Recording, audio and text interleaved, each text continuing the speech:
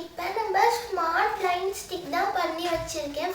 இப்போ இதில் circuit connect பண்ணி பேட்ரி கனெக்ட் பண்ணியிருக்கேன். இங்கே அல்ட்ராசோனிக் சென்சார் அதோட பவர் பேங்கை கனெக்ட் பண்ணியிருக்கேன். இப்போ இந்த சர்க்கியூட் எப்படி கனெக்ட் பண்ணேன்னு பார்க்கலாம். ஃபஸ்ட்டு ராஸ்பெரி பை பிக்கோவை கனெக்ட் பண்ணிவிட்டு அல்ட்ராசோனிக் சென்சாரில் 4 பின்ஸில் இந்த பின்னை கனெக்ட் பண்ணணும். ஜம்பர் ஒயர்ஸை கனெக்ட் பண்ணி ஃபஸ்ட்டு விசிசியை பாசிட்டிவ் ரெயிலில் கொடுக்கணும். நெக்ஸ்ட்டு இந்த ட்ரிகரை 1Aல கொடுக்கணும். இந்த எக்கோ 2Aல கொடுக்கணும். கிரவுண்டை நெகட்டிவ் ரெயிலில் கொடுக்கணும்.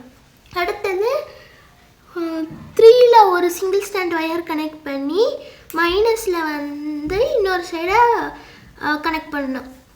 நெக்ஸ்ட்டு பஸரை 20Aலையும் பாசிட்டிவ் 20Aலையும் நெகட்டிவை நெகட்டிவ் ரெயிலையும் கொடுக்கணும்.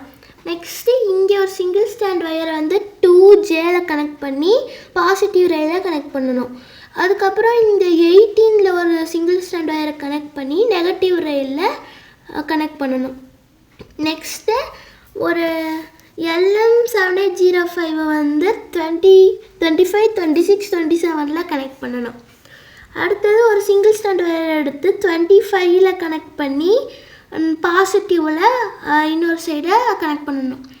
நெக்ஸ்ட்டு இன்னொரு சிங்கிள் ஸ்டாண்ட் ஒயரை எடுத்து அதை ஒரு சைடை 29லேயும் ஒரு சைடு நெகட்டிவ்லேயும் கொடுக்கணும். அடுத்தது பேட்ரியில் இருக்க பாசிட்டிவ் நெகட்டிவை பாசிட்டிவை 27லேயும் நெகட்டிவை பாசிட்டிவ் ரெயிலையும் கொடுக்கணும். இதுதான் சர்க்கியூட்டு. இப்போ நான் கோட் பண்ணி இந்த ராஸ்பெரி பை பிக்கோவில் சேவ் பண்ணி வச்சிட்டேன். இப்போ நம்ம இது எப்படி ஒர்க் ஆகுதுன்னு பார்க்கலாம். ஃபஸ்ட்டு இந்த பவர் பேங்கை நான் ஆன் பண்ணணும். நான் பிக்கோக்கு பண்ணுற கோடிங்கை லாஸ்ட்டாக கொடுத்துருக்கேன். நீங்கள் போய் செக் பண்ணிவிட்டு பாருங்க.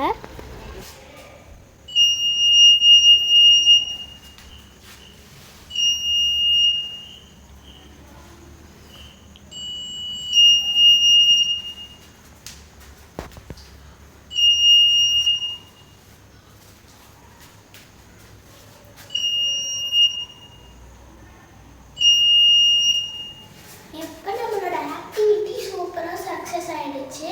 இந்த ஸ்டிக்கை ஒரு பிளைண்ட் பீப்புளுக்கு கொடுத்து நம்ம